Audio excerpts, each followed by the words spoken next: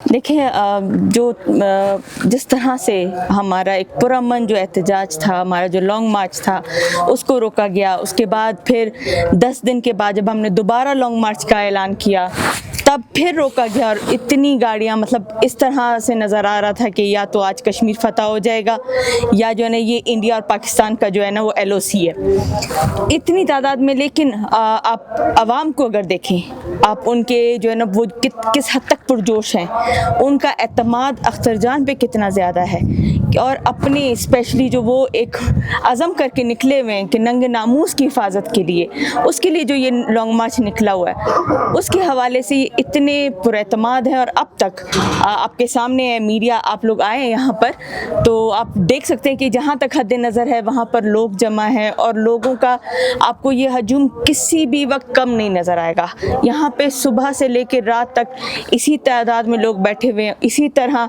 मतलब थोड़ा सा भी इनमें मैंने कभी इनकी आवाज़ में भी वो धीमापन नहीं सुना कि इनकी नारों की आवाज़ में कमी आई हो। ये इसी तरह पुरजोश हैं, और ये इस वतन का है, इस वतन के लिए है, इस सरजमीन के लिए है। हम एक सियासी और जमहूरी लोग हैं, हम जमहूरी सियासत पे यकीन रखते हैं, हम हकूक़ पे यकीन रखते हैं, हम आइन पर यकीन रखते हैं।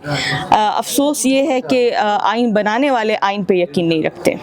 ओवरऑल ये सिचुएशन थी, क्या पैगाम देंगी आप बिलखुसूस ख़वातीन को? मेरी तमाम अपनी माँओं से, अपनी बहनों से, अपनी बेटियों से ये रिक्वेस्ट है कि बहुत सख्त वक्त है इस टाइम, क्योंकि पहले तो चलो लड़कों को उठाया जाता था या उनकी प्रोफाइलिंग होती थी। अब ये वक्त हम पर आ गया है कि आज हमारी चादरें महफूज नहीं हैं, तो यही वक्त है कि हम मुत्तहद हो जाएं, हम एकजुट हो जाएं। और जब तक हम माएँ बहनें नहीं निकलेंगी हक़ की आवाज़ के लिए, सच के लिए और अपने लोगों के लिए नहीं निकलेंगी, तब तक हमारे लिए कोई बाहर से फरिश्ता नहीं आएगा।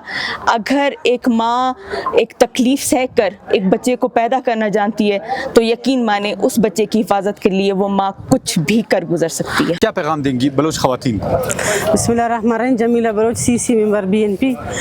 मैं बलोच ख़वातीन को पैगाम देना चाहती हूँ कि इस वक्त जो बलूचिस्तान की हालत है, पहले के जो रवायात था कि बलोच ख़वातीन जहाँ जाते थे वो सारी चीज़ें माफ़ होते थे, आपकी गाड़ी की भी चेकिंग नहीं होती थी कि वहाँ पे ख़वातीन बैठी हुई थी।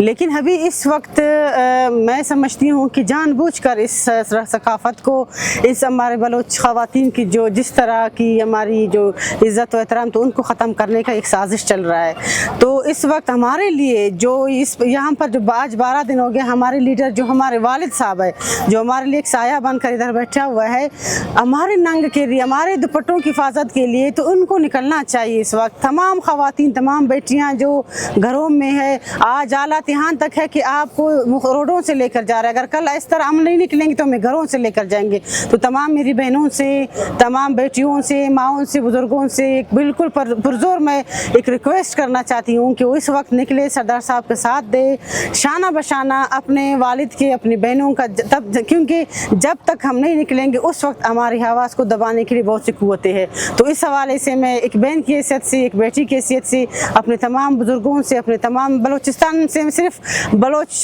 ज़बान की नहीं, बलूचिस्तान में बसने वाले तमाम ख़वातीन से, जिस भी सकाफ़त से हो, जिस भी मज़हब से हो, इन सब से मेरी दरख्वास्त है कि इस वक्त अगर हम नहीं निकलेंगे, फिर हमारे लिए कोई इस तरह का ऐसा समझो कोई हमारे लिए कोई बोलने वाला और कोई हमें संभालने वाला कोई नहीं निकलेगा। तो वक्त यही है, निकलना चाहिए अब सबको।